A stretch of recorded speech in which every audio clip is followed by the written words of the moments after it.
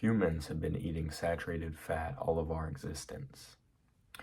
In the past 100 years, we've consumed more polyunsaturated fat than ever before and gotten fatter, sicker, and increased risks of.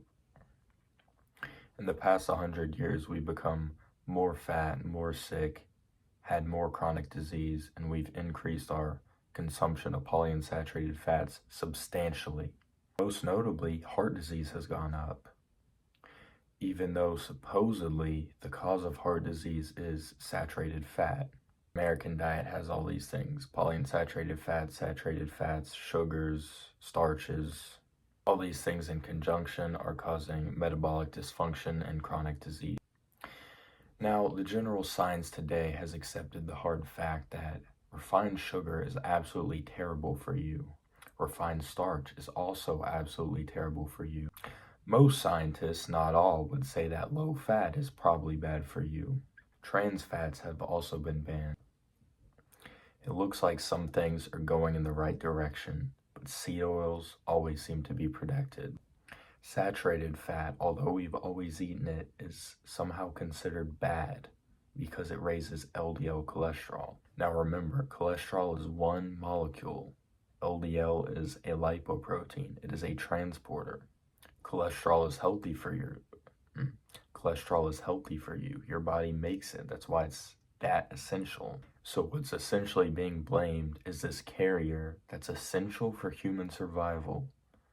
That's always happened, never caused issues. And then all of a sudden, when we change our diets, we want to blame things on that. But then when we change our diets, people want to blame things on that. Because people are so inflamed and chronically unhealthy, their particles of LDL get oxidized. And this is what causes plaque buildup known as atherosclerosis, which, if you understand what I just said, is caused by external factors and not the LDL itself. It'd basically be like if I took a hot pan and held it to your face and you get third-degree burns. Is that your fault? No. It's the pan's fault. Well, we could say it is your fault if you hold the hot pan to your face, but maybe you're just gullible. Maybe someone told you that holding the hot pan to your face would be good for you. Just like when people decide to replace saturated fat with polyunsaturated fats. So let's talk about the differences in these two fats. Saturated fat is what you're actually made of. When you eat carbs, de novo lipogenesis turns those carbs into saturated fats. It's the most metabolically efficient resource. Yes, it's essential for making cholesterol, which improves your hormones and all sorts of other things. The brain is heavily made of cholesterol, and in isolation is the least inflammatory compound. Alright, so even though saturated fat is the preferred fuel source of the body, it is technically non-essential, but it is beneficial. What is essential is those polyunsaturated fatty acids, which are omega-3s, being alpha-linoleic acid, ALA. This is the only essential omega-3 fat found in plants, but because you have to convert it to DHA and EPA, which are omega-3s found in fish and animal products, if your body struggles to convert the ALA, you will have a serious deficiency. So DHA and EPA are what your body actually needs. You can make them from ALA if you have proper conversion, which a lot of people do not. All of these are generally considered heart healthy and good for you. And that statement is partially true because it acts as the antagonist to omega-6 linoleic acid. And linoleic acid is the most harmful thing in foods, more than sugar, more than starch, more than quite literally anything else. But it is essential, and it's also in all fat sources. Having adequate omega-3s can compete with the anti-inflammatory effects of omega-6, but another issue is these polyunsaturated fats, both of them oxidate very easily. And Bart K did a study on omega-3s, supplements, fish oils, showing they have negative health outcomes. So even in high doses, even omega-3 isn't very good for you. But what it does so effectively is compete with the omega-6. Now, the requirement for these nutrients to function is a few grams or less per day. So, especially for linoleic acid, because your body holds on to it, especially because humans are monogastric. And when you build up all this linoleic acid, you're going to start to get soft and puffy looking.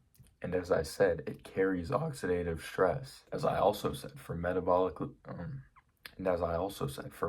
health, it's the worst thing ever. Pretty much everyone can agree that the omega-6 in excess is an issue. But some people think they can cope their way out of it with omega-3 supplements. But as Bart proved, that is not how that works.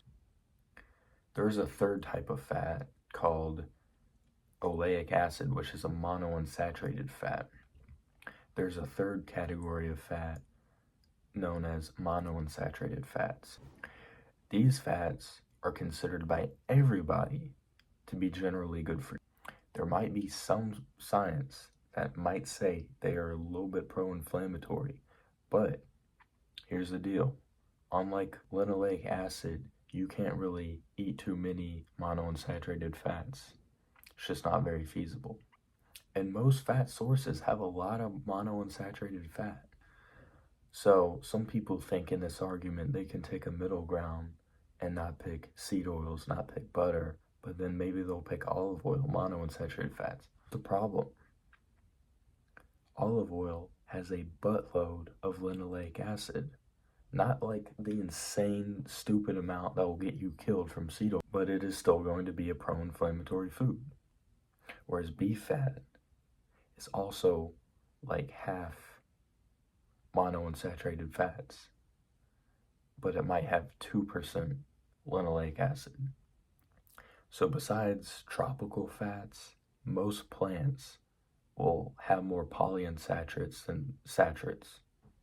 So even though you're eating whole foods, if you're eating a lot of nuts, seeds, legumes, these are going to have tons of omega-6. By removing them, you would have removed excess inflammation. So instead, you could eat saturated fats like butter, beef tallow, and animal products, because there's no real science to show that those actually have real negative health outcomes. And in those studies, they replace butter with seed oils and say, oh, the person was healthier. They're talking about LDL. And as we know, LDL doesn't matter because you're just going to get the plaque anyway. Even if you lower LDL, you're increasing seed oils, carbohydrates, and getting more oxidative stress, more inflammation, more glycation in products. And that's probably going to lead to just as much heart disease, if not more. I would be slightly skeptical of certain animal products like chicken, pork, non-ruminant monogastric animals, especially fish. Fish has a lot of polyunsaturated fat. Now, most of it is omega-3s, but fish is still going to have more omega-6 than beef. What's even more important than balancing them out is keeping them low.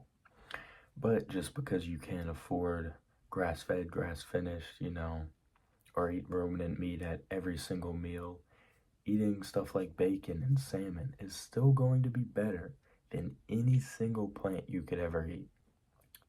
Hope all those points made a lot of sense. If you want to learn more about all this, if you want to learn more about the actual science, how to do the carnivore diet, how to build muscle on the carnivore diet, or how to increase your testosterone, click the link in the description, and I'll see you